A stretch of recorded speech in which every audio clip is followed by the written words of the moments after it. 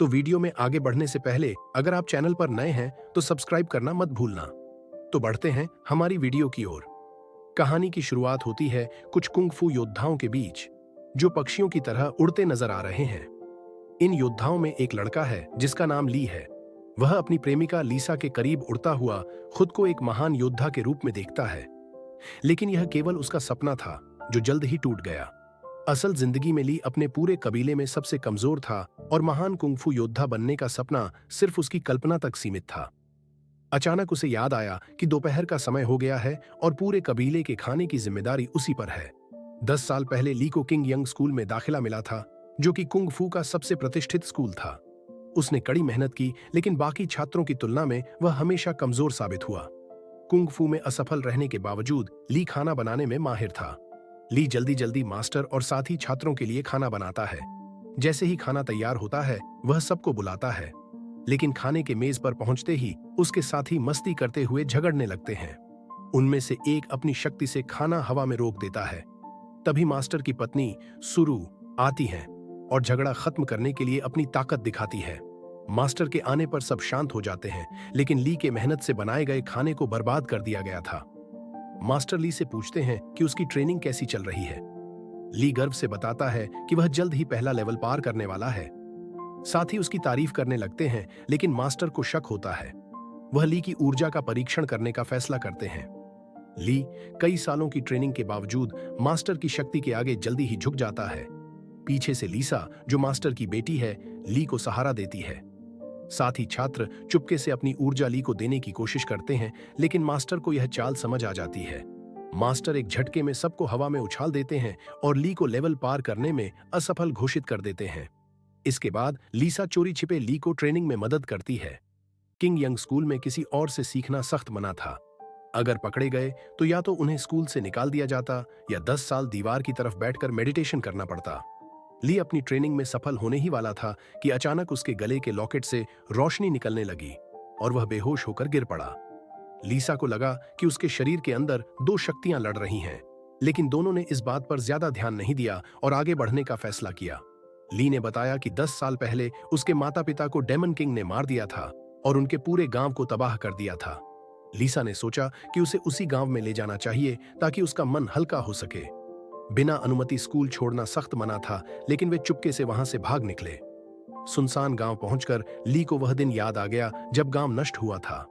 ली और उसका दोस्त जिनयू गांव लौट रहे थे, तभी उन्होंने गांव को बिजली और रोशनी से घिरा हुआ देखा।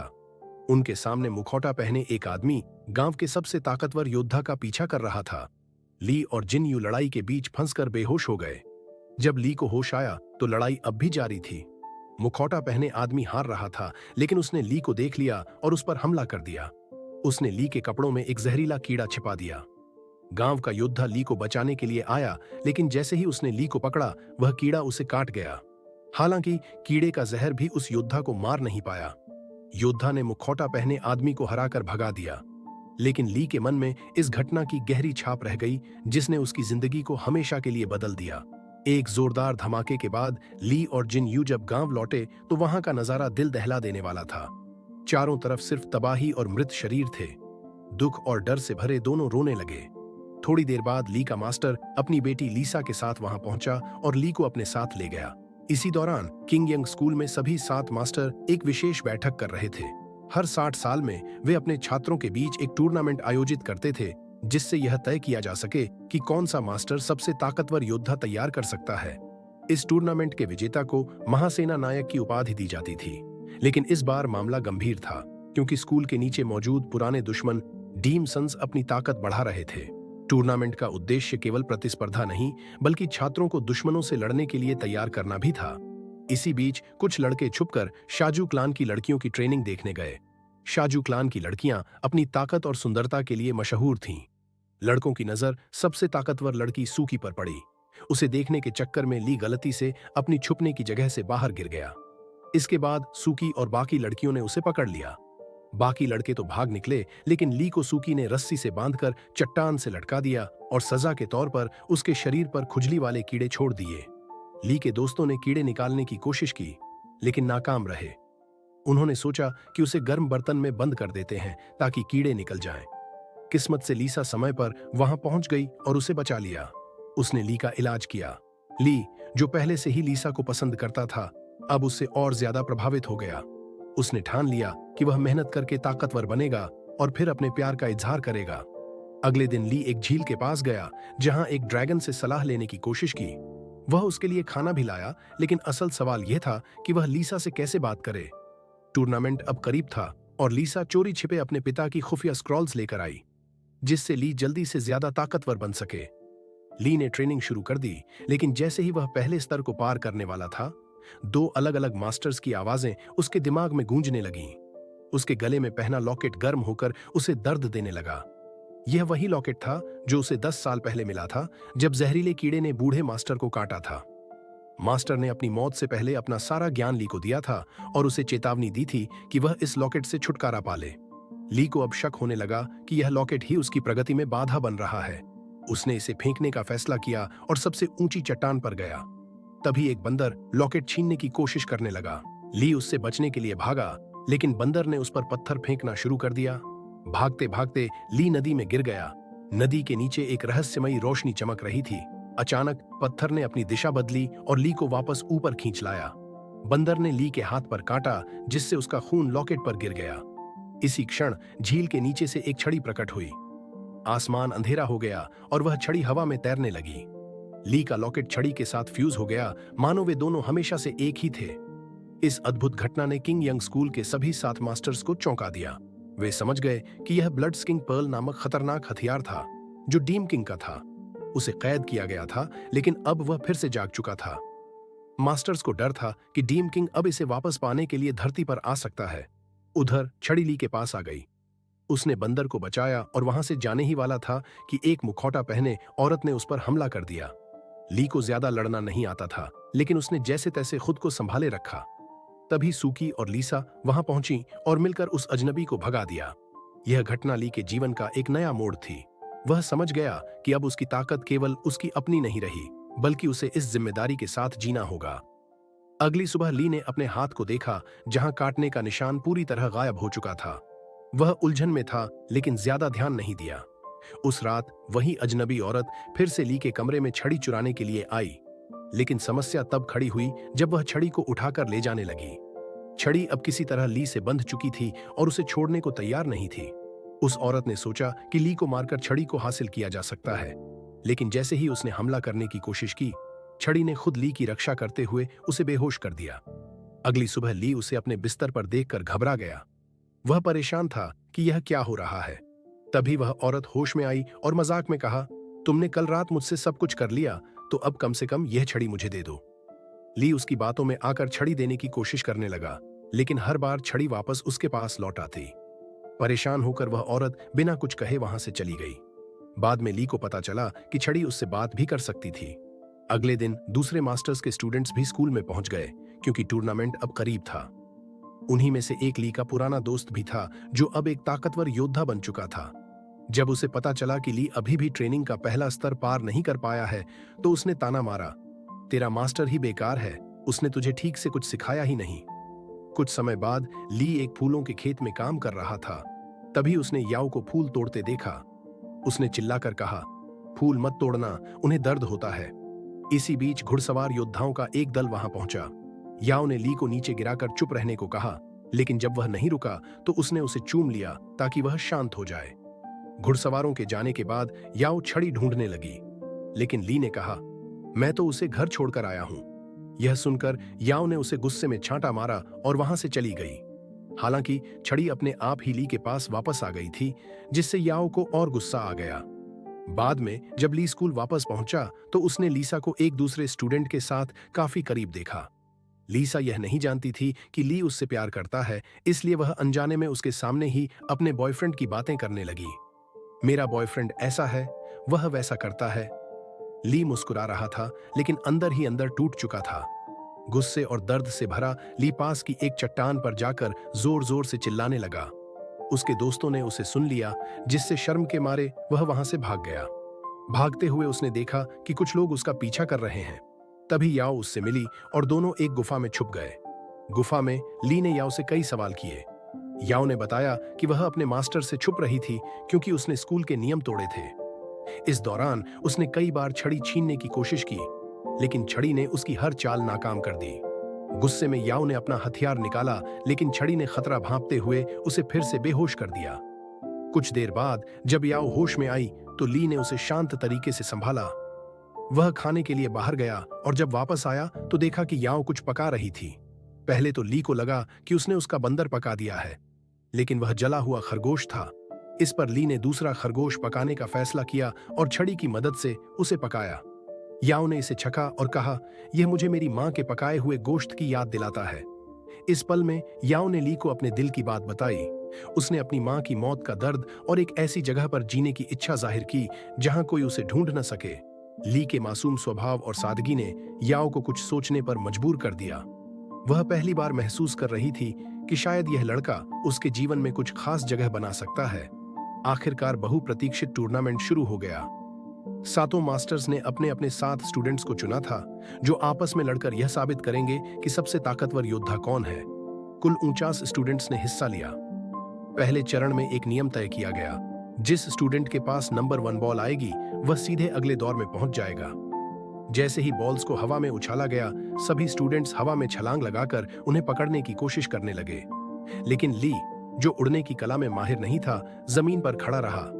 सभी उस पर हंसने लगे। तभी झुकी ने चालाकी से अपनी बॉल बदल दी और ली को नंबर 1 बॉल दिला दी। ली ने धन्यवाद कहा तो झुकी बोली, मैं लड़ने आई हूं, बिना लड़े जीतने में कोई मजा नहीं।